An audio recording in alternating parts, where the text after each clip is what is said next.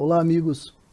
A discussão sobre democracia e conhecimento não é uma discussão nova, mas nos tempos atuais ela ganhou enorme relevância.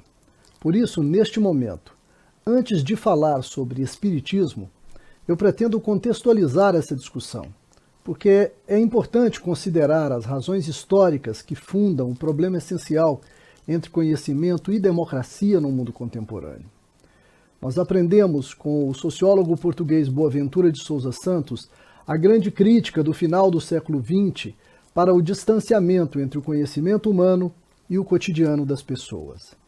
Lembra ele que foi na Grécia de 2.600 anos atrás, o momento em que o filósofo Platão, respondendo ao problema da verdade levantado no debate contra os sofistas, separou dois tipos de conhecimento, a doxa e a episteme. A doxa é a opinião e o episteme, o conhecimento sistematizado.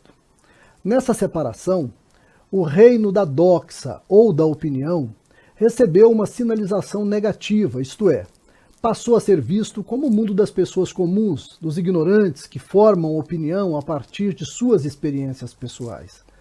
Ao passo que a episteme seria o conhecimento filosófico que obedece a imperativos lógicos e assim consegue a prova da verdade para aquilo que é dito. Essa separação foi uma grande conquista. Até então, os homens tinham, para garantir a verdade, somente a tradição e a autoridade. Aquilo que vinha como herança pelas gerações e era dito por alguém com autoridade, recebia a sinalização de verdade. O critério de autoridade, contudo, ele tem um problema epistemológico de origem. Ele confunde verdade e veracidade. Isto é, ele confunde a verdade com a sinceridade, com a credibilidade, com a confiança. Ora, o fato de uma pessoa ser sincera ou ser digna de crédito, ou ser alguém em quem podemos confiar, não significa necessariamente que o que ela diga seja verdadeiro. É possível que as pessoas se enganem na melhor das boas intenções. Com a invenção da lógica pelos gregos antigos, passou a ser possível garantir a verdade de uma proposição qualquer, sem que tenhamos que nos preocupar com a credibilidade de quem diga. É possível testar o valor de verdade de uma frase apenas avaliando o argumento pelas regras da lógica. O desenvolvimento da ciência entre os séculos XIV e XVI, no final da Idade Média, inseriu aos argumentos lógicos, sem dispensá-los, a observação e a experimentação das coisas. Nesse sentido, o raciocínio lógico foi ainda aprimorado, chegando a formulações sofisticadas da matemática, da álgebra e, por fim, da estatística, o cálculo das probabilidades. O desenvolvimento da filosofia e da ciência acabaram construindo um repositório de conhecimentos extremamente grande e que, nos últimos anos, ou nos últimos 2 séculos, para ser mais preciso, chegaram à sofisticação da especialização extrema. As ciências e as filosofias se multiplicaram e cada uma desenvolveu seus próprios objetos de pesquisa, seus métodos e suas teorias explicativas. E o que foi mais extraordinário, o desenvolvimento desses conhecimentos especializados praticamente construiu linguagens próprias para relacionar os conceitos que foram então desenvolvidos. Esse desenvolvimento de linguagens especializadas tornou o pensamento científico praticamente inexpugnável para quem não fosse especialista. O problema, contudo, é que essa não é somente uma questão de linguagem, mas ela é também uma questão de lógica de poder. Autores como o filósofo francês Michel Foucault e também o sociólogo francês Pierre Bourdieu demonstraram que a produção de linguagens específicas, herméticas, que só iniciados conseguem compreender e dominar, significa o estabelecimento de campos sociais de poder e de dominação. Uma ciência cuja linguagem se distancia da compreensão da população é um espaço de poder na medida em que mantém o saber na posse de um grupo e exclui a maioria da população, inclusive, muitas vezes, a própria população atingida pelo saber do qual ela é excluída. Um exemplo interessante que eu gosto de trazer é o saber médico. Não nos parece discutível a legitimidade e a eficiência do conhecimento médico para enfrentar os problemas da saúde humana. Os profissionais da área de saúde gozam de imenso prestígio, enorme credibilidade na nossa sociedade. Entretanto, nós podemos observar que o conhecimento que chega aos leigos sobre este saber é tão pequeno que as nossas visitas aos médicos às vezes se parecem muito com as visitas que os índios das tribos fazem aos pajés, confiantes de que eles têm acesso direto aos deuses. Sim, a nossa relação com a classe médica é profundamente religiosa. As clínicas e hospitais se parecem com templos, onde existem espaços reservados apenas a pessoas autorizadas, como se fossem espaços sagrados. Ao adentrarmos um consultório, nós encontramos um profissional paramentado, com sua veste sacerdotal, que desde o início já demarca ele como alguém diferente, superior. Falamos a eles dos nossos sintomas, eles nos indicam exames cujos resultados, mesmo se o lermos, não o entenderemos, e a partir do diagnóstico que eles fazem, não raro falando nomes estranhos, receitam-nos beberagens cujo conteúdo desconhecemos e até, em casos especiais, nós permitimos que eles nos anestesiem e façam corte e costura nos nossos corpos. Isso tudo fundamentado não no saber que nós tenhamos e que seja por eles compartilhado conosco, mas estritamente na confiança relacionada à autoridade do saber que nós supomos que eles tenham. É claro que eu não estou querendo dizer com isso que é errado, ou muito menos assumindo de jeito nenhum uma postura de desconfiança para com a ciência médica, mas apenas chamando a atenção para o fato de que a relação estabelecida com a população é muito mais de fé do que de saber, e que o paciente recebe esse nome justamente por ser colocado numa condição de passividade, pois trata-se também de uma relação de poder. Por isso, quando nós falamos em democratização do conhecimento, o assunto assume uma abrangência muito maior do que a da simples disponibilização de um saber para aqueles que eventualmente não o possuam ou não o alcancem. É de relação social, de estruturação da sociedade, de política que nós estamos falando. A democratização do saber é muito mais do que uma postura ou um gesto de caridade dos sábios em relação à população tida como ignorante. Democratizar é elevar o saber à condição de cidadania, é criar mecanismos de acesso, de compartilhamento dos processos de aprendizado, de produção do conhecimento e, claro, de seu usufruto, dos benefícios advindos de seus resultados. É nessa perspectiva que eu gostaria de falar hoje sobre a democratização do conhecimento espírita. A primeira pergunta a fazer é indagar qual é, afinal, a natureza do conhecimento espírita. Existe um senso comum e um conhecimento especializado espírita? Como definir a linguagem doutrinária? Senso comum religioso ou conhecimento? O Espiritismo é, sem dúvida, um interessante filho do iluminismo europeu. O modo como ele surgiu evidencia de modo muito interessante essa tensão entre episteme e doxa, implicada nas bases da produção do pensamento espírita.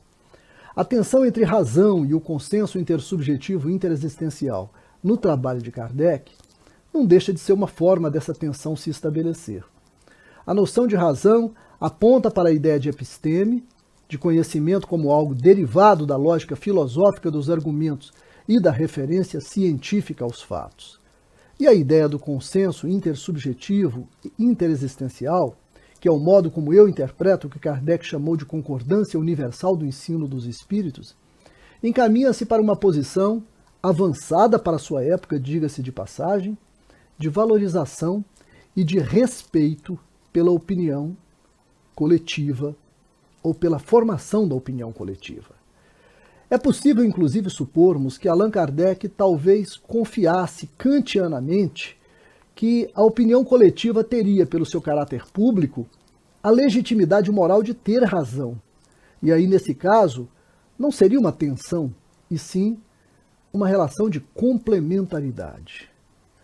Os estudos feitos por Kardec sobre os ditados dos espíritos efetuavam essa combinação extraordinária, que hoje as ciências sociais desdobram nas pesquisas qualitativas pela aplicação das técnicas de entrevistas em profundidade.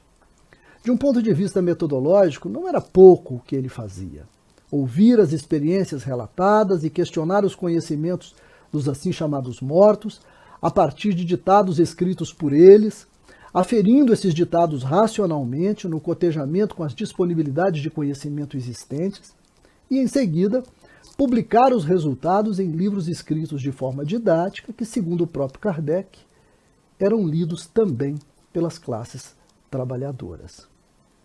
Observando o esforço de Kardec, talvez nem seria próprio falar em democratização do conhecimento espírita, porque aparentemente ele, na prática, trabalhou de forma que o espiritismo fosse construído como um conhecimento que não fosse tão especializado a ponto de ser incompreensível para as pessoas comuns e nem tão vulgar que não pudesse ser chamado legitimamente de saber. Entretanto, o espiritismo mudou.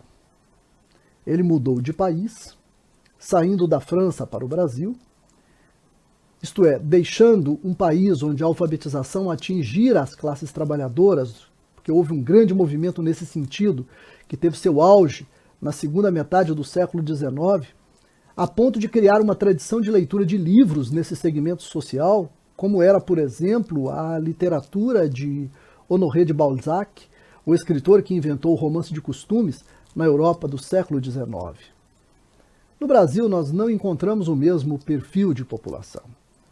Trata-se de um país que aboliu a escravidão sem amparar os escravos e que sustenta há séculos um dos maiores e mais vergonhosos níveis de desigualdade social do planeta, e que hoje nós sabemos está fundamentado numa cultura de preconceito, violência e de manutenção de privilégios. Sem as condições de formação intelectual e cultural, por aqui o espiritismo toma a forma de uma religião organizada, posicionada nas camadas médias e altas da sociedade, embora se relacione cotidianamente com as camadas mais pobres da sociedade, mas sem se misturar com elas, exclusivamente na forma da caridade e da assistência social e espiritual.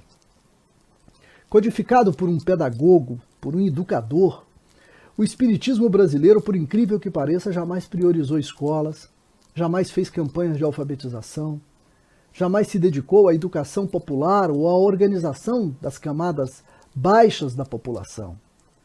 Jamais substituiu a caridade como filantropia pela ideia de cidadania, de igualdade de direitos, de emancipação social. A própria ideia de emancipação, contida desde a França de Kardec e introduzida no espiritismo pela noção de evolução, nunca recebeu tradução social ou política, estando até hoje segregada num individualismo voluntarista e meritocrático aos moldes de uma doutrina psicológica preocupada com o sofrimento, mas sem conectá-lo a problemas sociais. Nesse contexto, o modo de produção e circulação do conhecimento espírita sofreu um profundo processo de dogmatização, que transformou Kardec em critério de verdade, enraizou o vínculo da identidade espírita a um credo e converteu os processos de aprendizado em ritos de catequese chamados melifluamente de evangelização. A doutrina deixou de ser teoria e tornou-se uma espécie de teologia. A fé raciocinada deixou de ser um convite ou um desafio à razão em cada época da humanidade e se tornou uma fé que um dia raciocinou e que desde então, tendo alcançado a verdade, não demanda mais esse tipo de operação, sendo suficiente buscar praticar os seus ensinos em sua pureza original, considerando como pura a interpretação hegemônica estabelecida. Para que a conformação conservadora e dogmática seja possível, foi necessário efetuar uma profunda restrição no modo como se concebe a autoria intelectual das ideias espíritas. Apenas um único tipo de espírito passa a ter autorização para dizer o espiritismo: os espíritos desencarnados, considerados superiores. Essa possibilidade passa então a ser inteiramente vetada para os encarnados, mesmo que fossem ou que sejam superiores também, e para os desencarnados considerados inferiores. Mas qual é a principal característica cognitiva dos espíritos superiores? A concordância prévia com Kardec, já que, como dissemos, a obra do codificador passou a ser tratada como critério de verdade. Assim, o sistema de pensamento se torna perfeitamente circular e fechado, e com isso, a interpretação hegemônica tradicional e conservadora do espiritismo conquista suas condições de segurança e de permanência. Outro aspecto importante é o modelo de comunicação instaurado por essa conformação do conhecimento espírita. Se a doutrina é vista como algo sólido, pronto e acabado, e, sobretudo, como um corpo de ensinamentos verdadeiro e sem máculas, não resta ao adepto senão a submissão cognitiva e a doutrinação do mundo. Essa doutrinação é normalmente chamada de divulgação doutrinária e representa um modelo unidirecional, monológico de comunicação.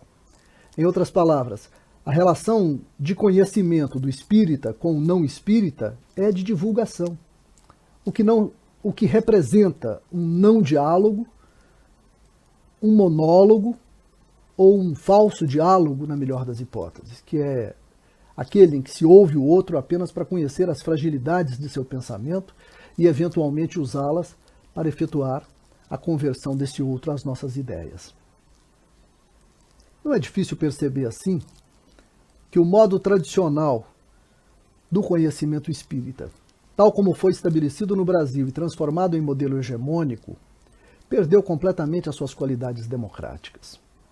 Não é democrático na produção, pois se efetuou um congelamento do saber espírita nos textos referendados, que, transformados em critérios de verdade e de identidade, não admitem discussão ou mudanças, e qualquer evolução de pensamento passa a ser condicionada à concordância prévia e tácita com os textos básicos e atribuída somente aos espíritos superiores, os únicos que poderiam mexer na doutrina, mas que, se o fizessem, seriam naturalmente recusados como superiores.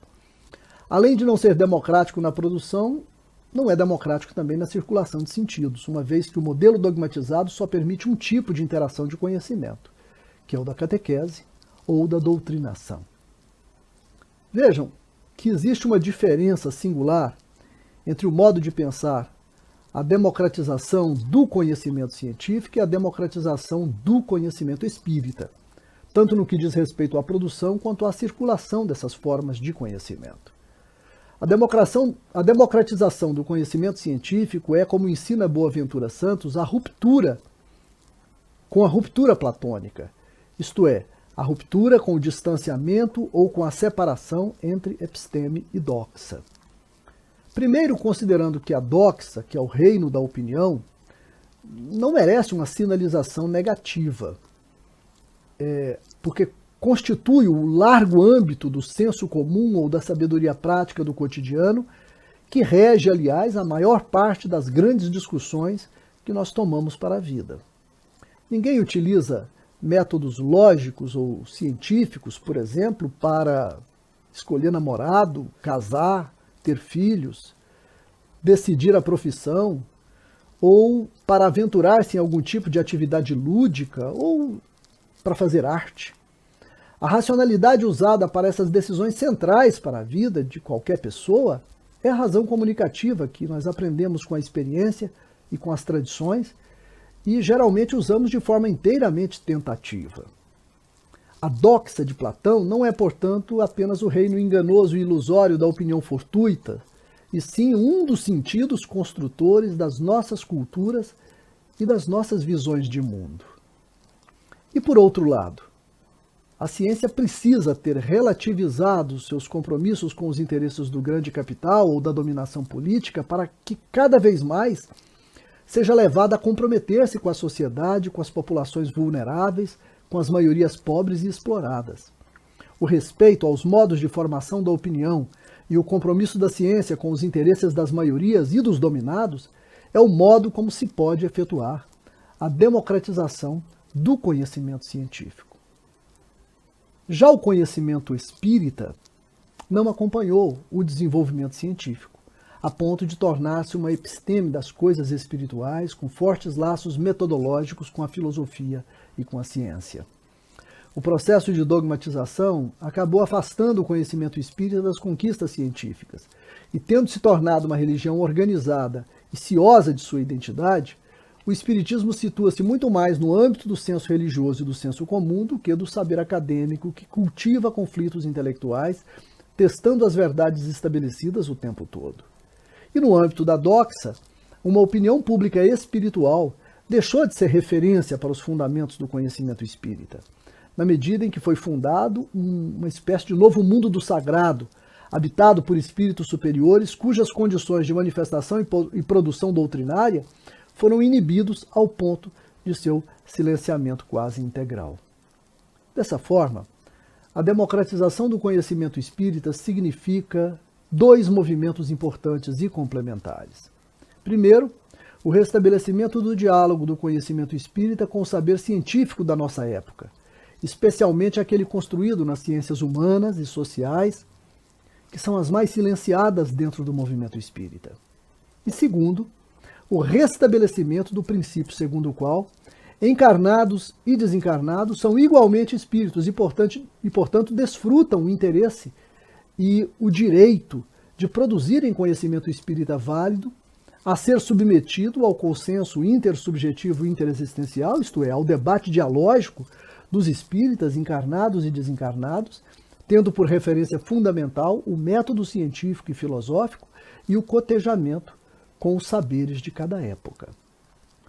Observe, então, que o que eu chamo de democratização do conhecimento espírita ultrapassa em muito as meras operações de linguagem, como a de dar formato publicitário aos conteúdos espíritas ou a de converter a doutrina em linguagens mais acessíveis aos públicos de baixa formação. Como acontece no debate sobre política econômica, democratizar não é produzir para vender barato e ampliar o acesso ao consumo. Democratizar é viabilizar o acesso a todos aos modos de produção, de circulação e, claro, de consumo do conhecimento. Em economês sério, democratizar é viabilizar que todos possam ter acesso de forma crítica e criativa a toda a cadeia produtiva do conhecimento. E sim, democratizar o conhecimento em todos os seus termos.